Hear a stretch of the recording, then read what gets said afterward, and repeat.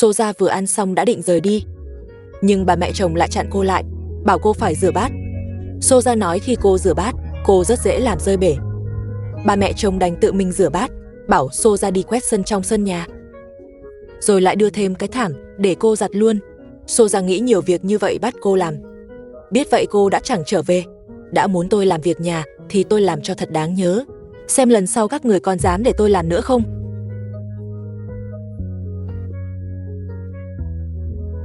Soja xả cái chậu qua loa, rồi nhét ngay tấm thảm vào. Sau đó đổ một chút nước lên trên. Bước làm thì đúng rồi. Chỉ có điều cô lại không bỏ bột giặt. Rõ ràng là cô cố ý. Sau đó Soja đi một vòng quanh sân, thấy trong sân không có ai, cô mới yên tâm. Soja lấy tấm thảm ra khỏi chậu. Xem ra cô cho rằng như vậy là đã giặt xong rồi. Cô định đem đi phơi.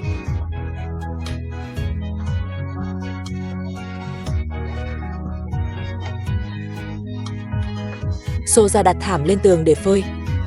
Ai ngờ lại tự làm mình ngã xuống đất. Có vẻ như đây là sự trừng phạt dành cho cô. Bà mẹ chồng nghe thấy tiếng động liền đi ra, hỏi cô bị sao vậy. Soja nói cô mệt quá nên ngã khi đang giặt thảm. Bà mẹ chồng lại gần xem tấm thảm. Bà nói nhiều chỗ của cái thảm này còn chưa ướt. Bà vợ cả bình thường phải giặt tới nửa tiếng. Cô sao chỉ 2 phút đã xong rồi. Cô làm qua loa như vậy là không được. Nhanh đem xuống giặt lại.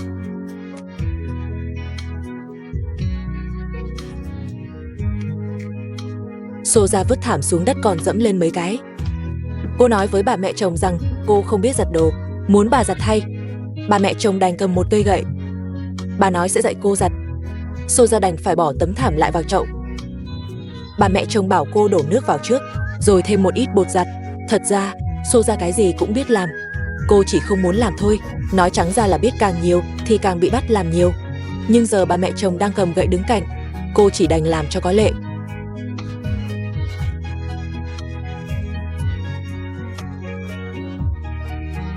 Soja đổ nửa hộp bột giặt vào chậu. Đúng là phá của hết sức. Bà mẹ chồng nhìn mà xót ruột. Nhưng bà cũng không biết nói gì vì chính bà bảo cô giặt. Dù vậy nhìn cũng thấy xót. Soja lại định đổ thêm bột giặt. Bà mẹ chồng vội giật lại hộp bột giặt, nhưng cả hộp đã bị cô đổ sạch rồi. Bà mẹ chồng hỏi sao cô lại đổ nhiều như thế.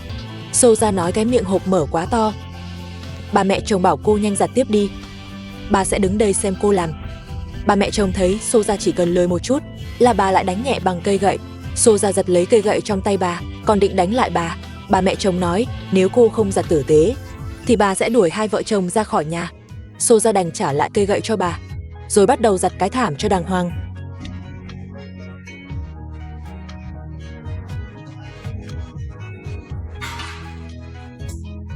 Soja trong lòng vẫn còn đầy bực tức. Cô hoàn toàn không muốn giặt cái thảm này. Cô nói với bà mẹ chồng rằng mọi người đều là phụ nữ, tại sao chỉ có mình cô phải giặt thảm. Nói xong cô kéo bà mẹ chồng lại để bà giặt. Bà mẹ chồng nói bà tuổi đã lớn, bà không còn đủ sức để giặt thảm nữa, còn lấy gậy ra dọa cô. Soja đành phải tiếp tục giặt.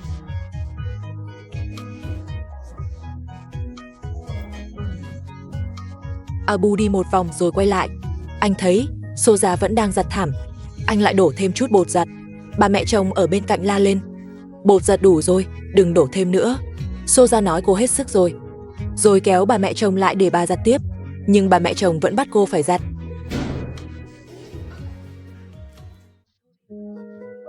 Bà mẹ chồng vừa quay lưng đi, Soja liền dùng giày đá lén bà. Cô vẫn nghĩ phần còn lại phải để bà mẹ chồng giặt. Rõ ràng Soja là người rất có tính trả đũa. Hai người bắt đầu tranh cãi. Đúng lúc đó Abu bước đến và hỏi tại sao bà lại đánh Soja. Anh vội can mẹ lại. Bà mẹ chồng nói cô muốn ép bà giặt thảm. Soja thì bảo cô mệt quá, không giặt nổi nữa. Abu bảo mẹ vào trong, chuyện này để anh giải quyết. Bà mẹ chồng đi rồi thì Abu tự mình vào giặt. Anh vừa giặt được một lúc, bà mẹ chồng lại đi ra. Thấy Abu đang giặt thì bà kéo anh ra ngay. Bà nói đây không phải việc của anh. Rồi bà lôi Soja lại. Bà nói giặt thảm là việc của Soja. Cô không thể cả ngày chẳng làm gì được.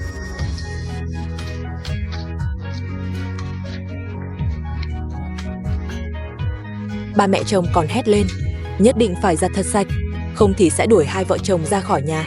Soja liền trút giận lên tấm thảm. Ngày mai chúng ta sẽ tiếp tục cập nhật. Vợ cả gặp phải một rắc rối rất lớn. Sữa bột của đứa con gái nhỏ đã hết sạch. Bà ấy bây giờ hoàn toàn không có tiền. Lẽ nào phải để con gái nhỏ nhịn đói mãi như vậy sao? Xem thử, vợ cả định làm gì? Hôm qua chúng ta đã nói đến. Soja ở nhà, ba mẹ chồng lúc nào cũng giả ngốc, khiến ông bố chồng tức điên lên. Ba mẹ chồng thì ngày nào cũng phải nấu ăn phục vụ cô ta. Không biết ba mẹ chồng có hối hận vì đã đón cô ta về không? Hôm nay, vợ cả lại bắt đầu đào lòng sông. Bà muốn đào xem có thứ gì có thể đổi lấy thức ăn hay không. Trước đây, Obi đã nhặt được một cái sảnh sắt ở đây, nên bà đoán chắc chắn sẽ còn thứ gì đó đáng giá. Bà cứ thế đào mãi không ngừng, để có thể đào được thứ gì đó đem đổi tiền. Vợ cả thậm chí còn làm hỏng cả cái cuốc mà người quay phim cho mượn. Bà dùng đá gõ tạm để sửa lại, rồi tiếp tục mơ về việc đổi được tiền. Đúng lúc đó, Obi khóc lên. Thì ra cô bé đói bụng, liên tục đòi mẹ làm đồ ăn.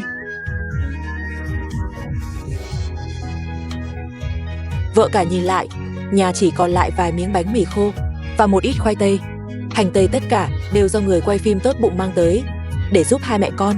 Vợ cả lấy một ít bánh mì cho Obi ăn. Thực ra bà cũng đang rất đói, nhưng bà không ăn bánh mì, chỉ luộc mấy củ khoai tây để dành bánh mì cho con gái nhỏ. Sống mãi trong núi, cô con gái lớn Obi dường như cũng nhận ra điều gì đó. Mấy ngày nay cô bé cứ khóc suốt. Vợ cả cũng vô cùng khổ sở, bởi bà không thể tự ý quay về. Bà chỉ hy vọng ông bố chồng có thể tìm thấy hai mẹ con. Vợ cả cố gắng giữ cho đống lửa không tắt, vì khói bốc lên từ rất xa cũng có thể thấy được, giúp ông bố chồng dễ dàng tìm họ hơn. Lý do vợ cả dọn đến chỗ này sống là vì ở đây cây cối tùm, không phải lo thiếu củi đốt.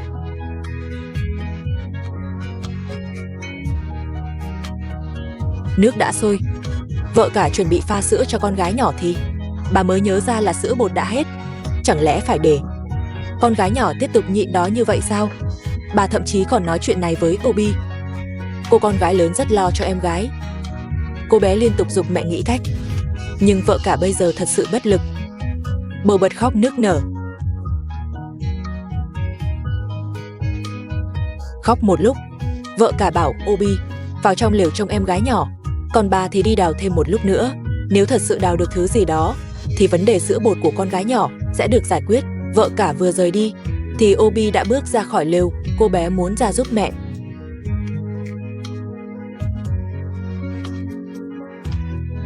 Obi đứng yên phía dưới nhìn mẹ đang đào. Vợ cả bảo cô bé tránh sang một bên, cẩn thận đá rơi trúng người. Obi rất ngoan. Cô bé núp sau một tảng đá lớn, nhìn vào là biết chỗ này đã bị vợ cả đào thành một cái hố lớn. Chẳng lẽ khi nhặt rác bà còn định đào luôn một cái hang để sống? Như vậy thì hơi quá đáng. Vợ cả thật ra nên chủ động hơn, đuổi Soja ra khỏi nhà, rồi một đối xử với bà mẹ chồng y như Soja đối xử, vậy mới gọi là hoàn hảo.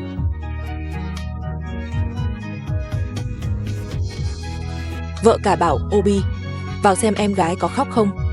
Obi vào trong lều, thấy em gái không khóc. Bé mở to đôi mắt nhìn quanh khắp nơi. Obi liền ngồi cạnh chơi với em.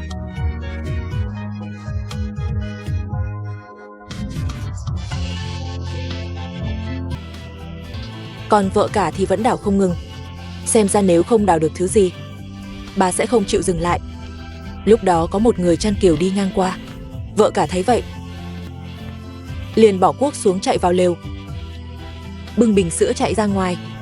Bà muốn xin ít sữa dê cho con gái nhỏ. Nhưng khi chạy ra thì người chăn cừu đã đi mất, chỉ còn lại đàn cừu đang ăn cỏ. Bà cũng không dám tự mình đi vắt sữa.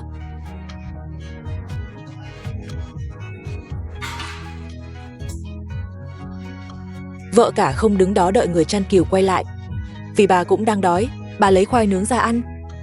Vợ cả ăn thử một miếng, chắc chắn là đã chín. Obi cũng cầm một miếng bỏ vào miệng.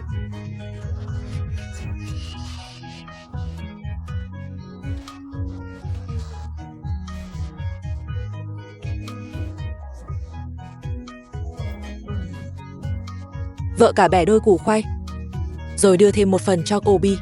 Hai mẹ con vừa ăn khoai vừa ăn bánh mì khô. Obi lại đánh mẹ một cái, có lẽ vì thấy phần khoai của mẹ lớn hơn của mình.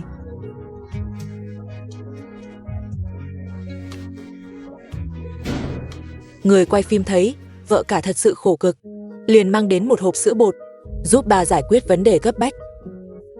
Vợ cả cảm ơn người quay phim. Bà còn bảo Obi gửi mấy cái hôn gió cho người quay phim.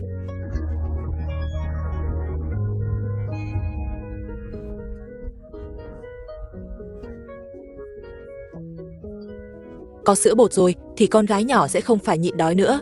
Trên mặt, vợ cả cuối cùng đã có nụ cười. Bà cảm ơn người quay phim vì đã giúp đỡ bà suốt thời gian qua. Nếu không có sự giúp đỡ ấy, bà chắc chắn không thể trụ nổi. Thật sự là quá may mắn. Có người tốt bụng mang bánh mì khô đến cho vợ cả, còn mang theo cả một con gà. Ngay cả nồi niêu xoong chảo cũng chuẩn bị cho bà. Đến cả khăn trải dùng khi ăn cũng có đủ. Hôm qua chúng ta đã nói, con gái nhỏ của vợ cả đã hết sữa bột. May mà người quay phim tốt bụng giúp đỡ, nên bé mới có sữa để uống. Bị đuổi khỏi nhà, vợ cả thật sự rất bất lực. Bà cũng không thể bỏ con để đi làm thuê, nên chỉ có thể dựa vào những cách khác để sống tiếp. Hôm qua, vợ cả còn định đào rác để đổi tiền, nhưng đào cả ngày mà không kiếm được gì.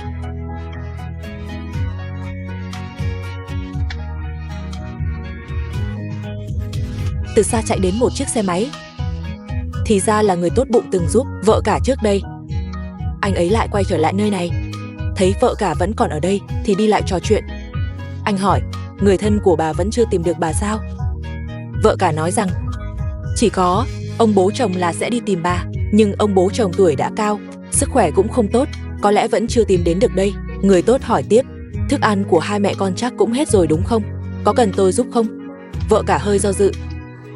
Bà không muốn lúc nào cũng dựa vào sự giúp đỡ của người khác, nhưng bản thân thì lại bất lực. Người tốt thấy bà khó xử, liền không nói thêm, quay xe rời.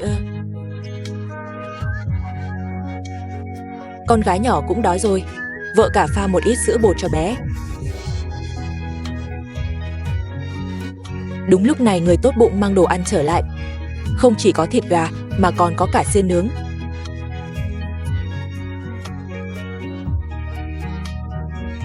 Tưởng rằng anh ấy đã đi rồi, không ngờ lại mang thêm một thùng nước và cả một tấm thảm. Như vậy là vấn đề ăn uống của vợ cả đã được giải quyết hoàn toàn. Đêm ngủ trong lều cũng không còn lạnh nữa.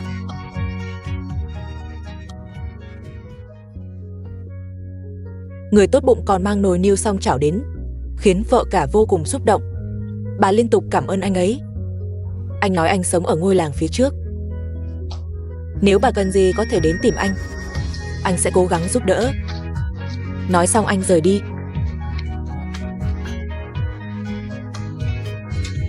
Vợ cả lập tức trải tấm thảm vào trong lều. Obi thấy tấm thảm cũng vui lắm.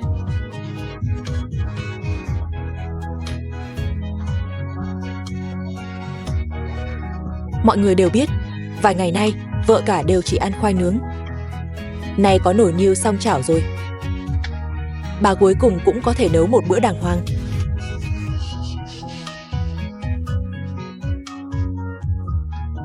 Vợ cả chuẩn bị bê đá lớn để làm một bếp đá tạm. Đá lớn quá thì bà không bê nổi, nên chỉ chọn những tảng nhỏ để xây. Bếp đá đã dựng xong, vợ cả liền cùng Obi đi nhặt củi.